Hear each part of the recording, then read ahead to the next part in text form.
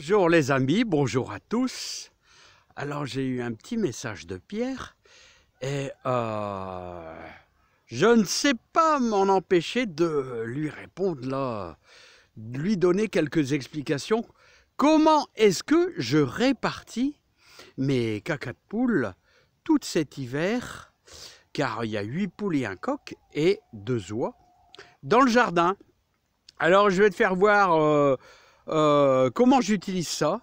Alors pour avoir une bonne terre, une terre fantastique pour dire d'avoir... alors tu vois, tous les 15 jours j'ai quasiment ce petit container de caca de poule, de caca d'oie que je récupère soigneusement. Alors vous savez que ça, c'est un engrais magnifique, mais il n'y a pas que de l'engrais, il y a aussi des éléments nutritifs super bons, des minéraux, tout ça. Les poules mangent bien sûr un peu de blé, un petit peu de maïs, voilà, de l'herbe et tout. Il y a plein de bonnes choses. Et comment bien répartir justement pour que ça soit à peu près homogène, là, pour que ça soit... voilà. Alors, vous savez très bien que si on prend une petite pelle et puis qu'on répartit tous les 1 mètre, bah, il y a des endroits où il y aura de l'engrais, voilà, où il y aura des endroits où il n'y aura pas grand-chose. Alors, l'idée, c'est de bien le mélanger. Alors, je vais te faire voir, Pierre, comment je fais, hein, avec quelques seaux d'eau, et je fais ça à chaque fois. Alors, pour enrichir notre terre, alors comme je dis toujours, avec ici c'est du fumier de vache, et puis bien sûr 2 poignées par mètre carré de cendres de bois, pas des cendres de charbon, de cendres de bois, hein. Voilà, donc le fumier, tu vois, il a été réparti à peu près partout. Alors voilà, je vais vous faire voir ça. Comment je fais? Voilà les amis, donc je vais repositionner l'ensemble de la caméra et en espérant que vous ayez une bonne, enfin la caméra, le smartphone, que vous ayez une bonne vision de mon travail. Alors voilà. Alors les amis, comment je fais? Alors premièrement, c'est que vous devez tout mettre. Alors là, je mets tout dedans. Voilà. Et surtout, vous devez mettre une bonne 50aine de litres d'eau. Voilà. Ça, c'est indispensable. Au moins 50 litres d'eau. Voilà, quasiment à ras-bord. Voilà. Et ensuite, je vais bien mélanger.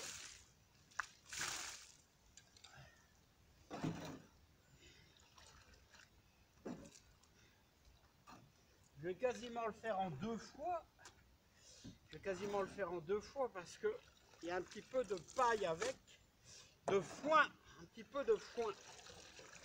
Voilà. Voilà. Voilà.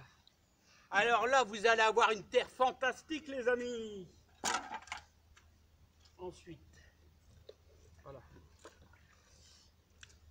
Je vais commencer dans le milieu. Voilà.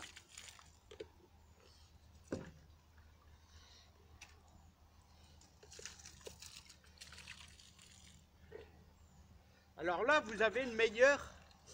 Là, vous avez vraiment une meilleure répartition. Voilà. Alors ici, on va y mettre de la salade. Le 17 janvier, on va y semer de la salade. Alors la salade n'a pas besoin quand même beaucoup...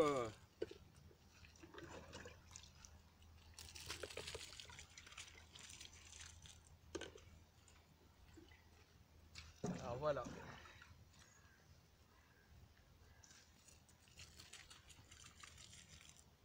Alors vous voyez, je procède tous les 15 jours. Tous les 15 jours, je procède comme ça. Et c'est une très bonne idée pour tout. Si vous avez des cacas de pigeons, c'est ce que j'ai fait pour les tomates. Et ce que vous faites aussi pour vos cacas de poule, tout simplement. Les fientes. Alors là, bien sûr, il va falloir travailler sa terre. Il va falloir travailler sa terre ici, elle est trop humide. on ne peut rien faire à part l'enrichir doucement, tranquillement, et on aura une terre vraiment parfaite qui sera après, bien sûr, travaillée, hein. Là, vous voyez, je vais le faire en 2 fois, c'est-à-dire, j'ai quasiment, alors, je vais vous dire, j'ai quasiment, ici, vous voyez, à peu près une 50aine de litres que j'ai fait ici, de liquide bien nutritif, mais j'ai encore, vous voyez, encore un peu d'eau, donc que je vais répartir. Voilà. Alors vous avez vu, l'arrivée due à l'excès d'humidité, vous avez vu, il commence à y avoir de plus en plus de problèmes sur les poireaux. Hein, voilà, on a de la rouille qui se manifeste de plus en plus. Pourquoi? Parce qu'il y a eu un excès d'humidité. Je vous dis, les poireaux étaient quasiment dans l'eau, hein, ici. Hein. Bon, on peut faire pas grand-chose, à part, si ce n'est, vous voyez, vous arrachez les parties jaunâtres, les parties où vous avez vraiment beaucoup de rouille. Hein.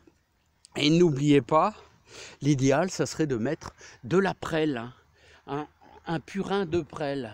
Mais ici, on est vraiment dans un excès d'humidité, puis vous voyez le brouillard qu'il y a, c'est absolument énorme. Hein. Voilà, donc Pierre, j'espère que j'aurai répondu à ta question, hein, concernant les fientes, comment je les répartis. Et crois-moi, la technique de répartir dans le jardin avec de l'eau, c'est beaucoup plus, c'est mieux. Je dirais même, on peut le faire à l'arrosoir. Hein, bon, j'ai fait voir un peu comment je fais en gros, voilà, et comme ici avec cette brouette, je vais faire à peu près 10 mètres sur 10 mètres, parce qu'il y en a quand même pas mal, hein, et tous les 15 jours, allez hop, rebelote, et on va faire tout le jardin tranquillement, là, et bah, ça devrait le faire, on devrait améliorer notre terre, et avoir une terre fantastique pour l'année prochaine, en 2022, commencer la saison ensemble. Allez Pierre, tu vois, je t'ai pas laissé tomber, hein. Voilà, allez, regardez ce brouillard là, encore une fois, une sacrée dose d'humidité, toujours de l'humidité les amis. Allez, à bientôt, et n'oubliez pas qu'en janvier, on récupère les greffons, hein, tout en haut des arbres, ou bien alors des belles branches, pour pouvoir faire de la greffe en fente. Allez, à bientôt.